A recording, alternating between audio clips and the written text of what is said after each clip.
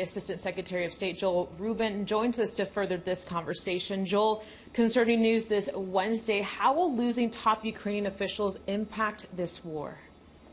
Yeah, Marcel, it's great to be with you. And it's first and foremost heartbreaking. This is a human being. These are people who died, perished in an unnecessary war. They're fathers of young children as well. And so, of course, our hearts go out to the families and the victims of this disaster. Operationally, what it does mean in the near term is it creates a hole, a bit of a leadership gap. But there are people ready to step in, and already President Zelensky has appointed replacements who are temporary replacements until a permanent one is found. But these are individuals who have been with President Zelensky since the beginning of this fight. They have been central to the decision making, and so it's certainly going to impact them, but they are able to carry on and have new leaders come in place. Yeah, experts, though, are warning that President Putin may use this to mobilize another round of forces. How soon could that take place? Well, President Putin is up against the wall a bit in terms of the fight, and he continues to escalate and is looking for a couple 100,000 more troops this year. At the current rate where the fight is, it looks like Russia is calculating, and Putin is calculating that he's just going to stick it out and try to grind down Ukraine as much as possible. And that's why, to your point earlier, of this increased military aid and the question about tanks going to Ukraine as well. There's a debate right now in Washington and in Western capitals about sending more advanced weaponry to Ukraine, like the Patriots, and sending it so that they can overcome this willingness by Putin to continue to send bodies and throw bodies at this conflict without real concern about the consequences, either on Ukraine or on the Russian people as well. Joel, you mentioned the package that includes billions of dollars. Yeah. We also have the Patriot missile training that's happening right now.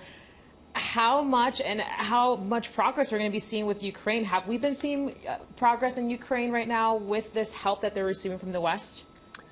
Without a doubt, first and foremost, Ukraine has valiantly withstood the invasion. Again, going back to less than a year ago, there were predictions that Ukraine would fall within a day or two, and that has clearly not taken place. Ukraine is now consolidating its wins in the east, and the big strategic question is, what's it going to do about Crimea? Crimea was the territory taken by Russia in 2014. The sort of precipitated that is this war, and Russia has held that territory. It's Ukrainian territory, but it annexed it illegally, now views it as their own. It's also the location from which Russia is projecting power into Ukraine. So there's a lot of discussion about providing weapons potentially to Ukraine to attack to attack Crimea, which would be a major move. And the goal here is to try to find a way to put the pressure on Putin enough so that he recognizes there's no good end state for him and that he decides to step down and come to some kind of an agreement with Ukraine. Until that point, the fighting is going to continue like it has been. Yeah, we are mounting that pressure, and we have been for months now. We are approaching a grim anniversary here, almost a year into this war. Do we see an end in sight? We certainly see progress, and we see progress for Ukraine. We do not yet see an end in sight, but one never knows in military battles what will happen. And only a couple of months ago, we were all tremendously surprised by the success of Ukraine in taking territory in its east. And so this continual support and ongoing support could break at any moment. Clearly, the Ukrainian people are in this for the long haul, and Vladimir Putin and the Russian people are not. The Russian people are not, but Vladimir Putin is pushing them to the front. The question is how many resources he's willing to put forward. And in that case, he has a lot of resources that seem to be inexhaustible right now.